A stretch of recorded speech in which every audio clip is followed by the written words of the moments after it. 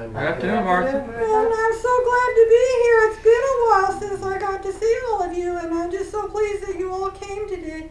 Thank you for coming. And I see we have somebody new today, and I would certainly like to meet that person. So, why don't you introduce yourselves as you go around the room so she gets to know everybody, and I can meet her too. Start with you, Aiden. Hi there, Martha. Hi, Aiden. I know you. You're just looking a lot chipper. Well, thanks for noticing. Oh, you're so welcome. Hi Martha, it's Nancy. Oh, Nancy, you just are a beam of bright light, and I'm so glad you're here. Oh, bless your heart. It's Cowboy.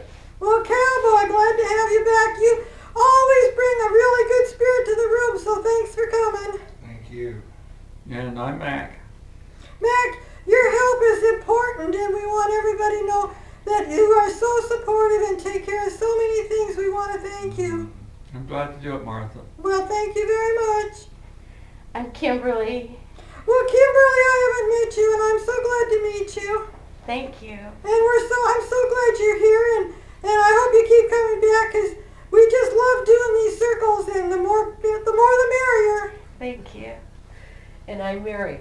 Mary, I'm so glad you're back today, and I hope you're doing well. I am, thank you. Well, that's great, and I'm glad you came. So we're going to have John come right in and have him answer any questions if you brought some today. So A couple of questions, Martha. yes, First, I need to go and get a Kleenex, if that's okay. you may do that. And Marilyn was suggesting maybe an hour in trance, but she said I should kind of defer that decision to you. How long would you like to have it be? Would you just give her a high sign at about an hour? Because it might take a little more, but I hope it might be a little less. There's lots of stuff, information I should call it. Sounds better, doesn't it? Lots of information today, so it's a little hard to judge. Okay, whoever's coming through in an hour, I'll let them know. Would you please? Okay. Thank you. Good afternoon. Hi, John. Hi, John. Hi John, good afternoon. I'm so glad to be here this afternoon, and welcome to everybody here. And I did hear the introductions, and I know who's here today, and I would just like to welcome Kimberly. Is that right? Yes. All right. Well, Kimberly, I'm John the Divine, sometimes called St. John. I was a member with Jesus at that time, and you might have heard of me from that time. For your information, Martha was also there. Her brother was Lazarus, and you might have heard of him too through the Bible. So we come and try to help provide information. And information is so important, especially in these times where there is so much misinformation. However, gradually it's starting to unravel, and the truths are coming out in various ways. And to be aware how it feels in your heart, you will connect with the truth. You will know what the truth is as you hear it. So be very aware that whatever you're hearing, if it's negative, I would definitely question it. There is a lot of, the best word might be propaganda out there as things are getting closer and closer to the actual shift into the golden age. And there's a lot of resistance still popping up here and there. Sadly, some of it is quite detrimental. But know that it is just necessary that the negativity of Earth has to finally completely release so that we can move into that grace that was being sung about. I wanted to share a little bit about, that song is much more profound than many people understand. And when it talks about amazing grace, you people were allowed to have free will, created by your Creator with free will. And in your choosing a deeper, darker density to come and say in a mad idea, what would it be like to be as far away from Creator as I could be, and how would that create and look in my life, and what would I experience? And through God's grace, you are now returning back home through these eons of time it talked about in one of the verses, back to spirit. So it is definitely through grace you have had this journey.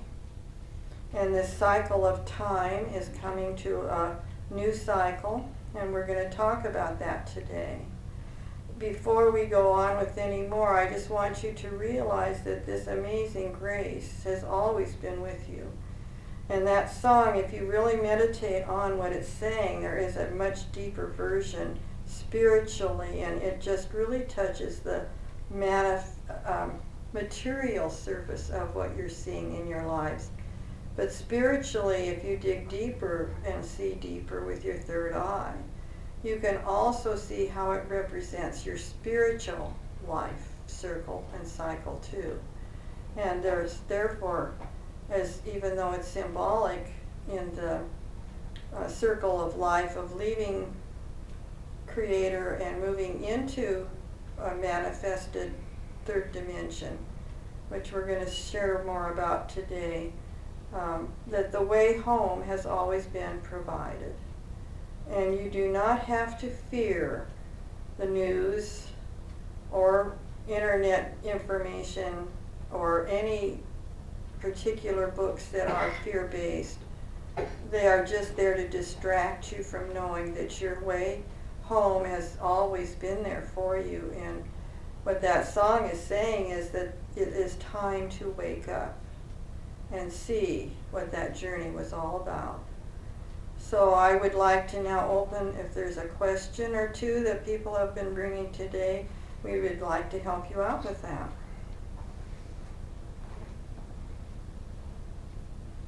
Well, I'm glad you have all the answers. John, I have a question. This is Mary Yes, speaking. Mary. I was wondering if you have any words about myself and my relationship with my husband David. All right. Give me a moment.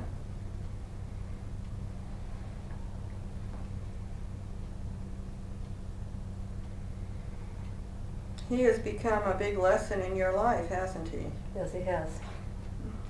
Do you understand how this works, that he is a mirror to you? And that he is projecting back to you what you still need to look at in yourself to be healed? Okay. And sometimes the picture isn't what you want to see, is it? No. You know, it's very easy to go around and saying, look at me, I'm working hard and doing so well, and I just, have all these wonderful things happening in my life. But sometimes below that glorious little glow on top, there's sometimes some hidden things that need to be addressed and looked at.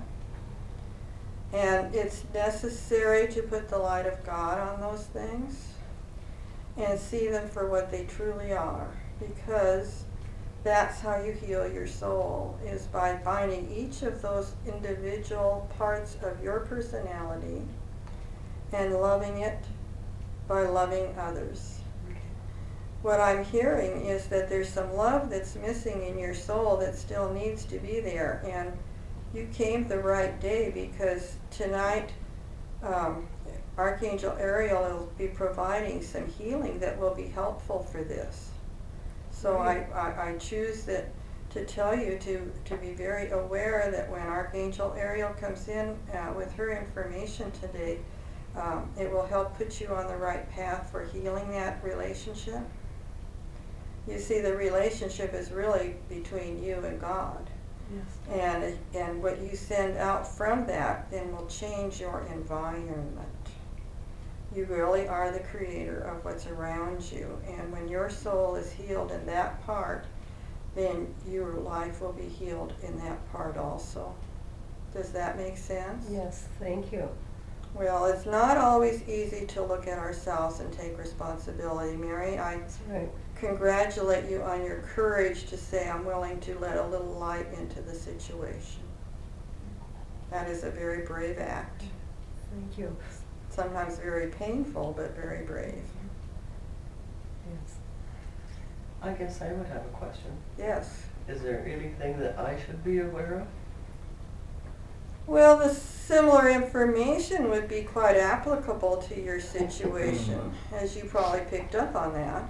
I did. And you see, as we find out more and more that we have created what is going on in our lives, I would like to add some additional comments, since you both have similar situations that you created this environment, you created a script before you reincarnated. You decided these were the last pieces of agenda. Excuse me a moment. These were the last pieces of agenda that needed to be healed. You see, we're in the very last throngs of being able to do that because of ascension is on our doorstep. And your guides and ascended masters before you came down assisted you in selecting the most valuable ones to take and look at and right into walking through the experience. And the experience is, no matter what is around you, to walk in faith and trust of God and send love and compassion to those around you. And as you do that, it changes you. So the other people will now start to feel your love coming from you to them. You see, and we'll explain this more about the third dimension today, but you have both been emotionally shut down in certain areas of your life because it was not safe to open your heart. And they are not feeling the love they so desperately are looking for. No, it is not your job to fix them or make them happy, but it is your job to be supportive and loving and let them do with that whatever they choose or need to support their growth. So becoming emotionally available can be very scary, dropping the walls. In fact, people generally have many walls, many parts of their lives that have been wounded, and you pull up this wall or build it wider and thicker. So I'm not going to open that part up and send out love because it's going to be too scary or hurtful. So as those walls are diminished in your heart, and you open your heart and send out that love, they're going to feel the difference. And you are going to become emotionally available. It means you are sending not your fear from being hurt, but you're sending your love, your unselfish love out to them so they can finally grow. Your paths in spirituality has planted a seed, but it is a scary thing for people who are afraid to see people who are growing and loving. But if you let that seed grow because you are nurturing it with warmth and caringness, it's like a seed in the garden. You put the seed in the garden and then you want the sunshine to come so it can sprout. And as you grow in your sunshine, they can then feel that sunshine so they can grow too. Does that make sense? I hope it does, because emotionally available is what's really causing people their troubles and pains. They do not let their love out because it's too painful to be vulnerable. And I would like to tell you the secret about vulnerability. When you are vulnerable, the only thing around you is God's love. Now that's as safe as you can be. So to open up to all of God's love is to think of it as the protection. If you're in love, you cannot be hurt. And if you are letting it out, you are sending love. And that is your protection. It's when you are not sending it that they're feeling like they have to act out in ways, because what are they looking for when they act out? They're looking for the love that isn't coming. It's not your job to send love to them necessarily, but if you have a loving relationship, why are you not doing it? To look at that is the answer.